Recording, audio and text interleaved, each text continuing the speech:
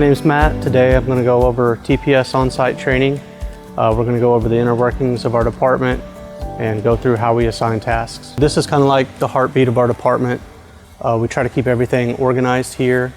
We get all of our programs and our load information up on top. We try to keep that updated so we all know how many cars that we're going to make of each model.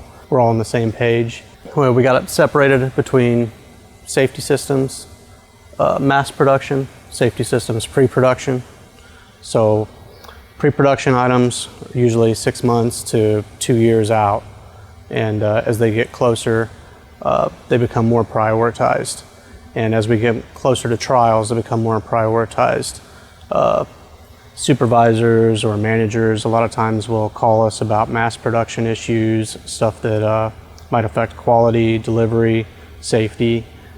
Those are all put on the mass production side, and they're all color-coded with different pins. So we have different colored pins to show us like what we're working on today. We try to keep everything organized. We try to do the colored dots. So like red is typically a safety item, yellow is quality items, and green is complete. If it's a safety issue, it's usually what we're right now. It's a priority. If it's something that's causing overtime, it'll be a priority. So that's how we keep our schedule divided. So if something, sometimes supervisors get frustrated because they think we're not doing things in a timely manner, but they are on this board. They're just prioritized, so there might be other safety issues in front of it.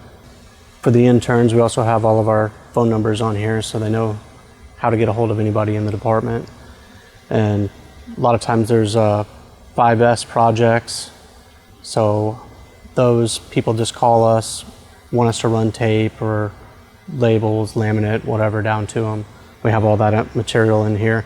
And this is just primarily the TPS shop, so it's not welding or fabricating steel or anything like that. We do like Minomi chutes, yellow rollers, Lexan, all that stuff. 80/20 is done here. So if it's made out of 80/20, we'll do it here. If it's made out of steel fab, it's done down in the Kaizen shop. So now we're out on the floor where TPS has done some recent activities. Here we've been asked to do cycle times. We put them in this chart to show us like how many people are required for the line. We fill this out, and it's a tool for management to look at and see how they can better manage their lines with the manpower that they have. And like for example here, when we've calculated it out, there's 2.9 people here and 3.1 people here. It's actually ran as 4 people through a whole day here and 4 people through a whole day here. So there's some opportunity there, and we know that we can focus on those areas for Kaizen and try to eliminate waste. That's just part of like the mass production side of it. There's also pre-production side of the line. We'll also calculate how many people should go here based on the volume that we're anticipating and the cycle time that we're anticipating to start the program, but that might change over the years. So people get faster, the machines might get upgraded, and then the pieces per hour get faster. That's another thing that happens to these particular lines.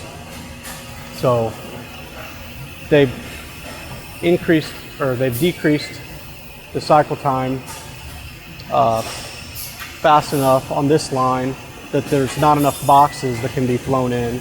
So we have to come up with new rollers and a new system on how to get them enough boxes so they're not shutting down all the time. Because just like a week ago, I think they had up to 30 to 40 minutes of downtime waiting on returnables. So now we have to come up with a way to get more returnables into this line. We've added them on another route. We're going to put another outflow roller there so they can get more returnables out. And they're double stacking them now on the way in. So we've changed the line around where it can hold more and not shut down production. A lot of the mass production things that are done on this line, production called out and alerted TPS that needed to be done. Like this JIT, for example, was encroaching in on the operator too much, so they had to split the bar there so it wouldn't come in. little things like that. And then for pre-production, like TPS will decide how many parts go in these boxes, how they get shipped, the packaging that they go in, and then TPS will also calculate the Kanbans that go to the line at the start of the program.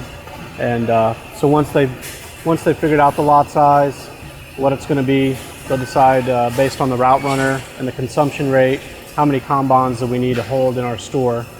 And we do the conveyance Kanbans in between the buildings, the production instruction Kanbans, and if they end up losing or getting discarded, we'll also replace these along the way as long as production alerts us and tells us, hey, we're missing 4 Kanbans.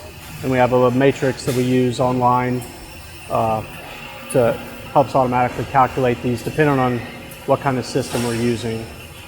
And then the cart, like behind you, is for welded cases.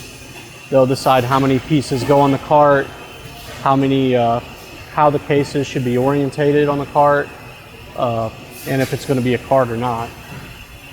So those are some TPS items for pre-production. A lot of these items are TPS identified. Some of them are identified by production or quality. Some of them are identified by safety or other managers. But there's a TPS individual for every building in safety systems. So it's divided amongst like the group differently. So we have an engineer for building 1 and 2, an engineer for building 10, an engineer for building 5 in packaging. And so if somebody works in one of those buildings and has an issue that's CPS related, they know to contact one of us. It gets put on the board and prioritized like we saw earlier. So just to review some key points, I hope you know who to contact, how we schedule priorities, what items we assist with, and how our department functions efficiently now. Thank you.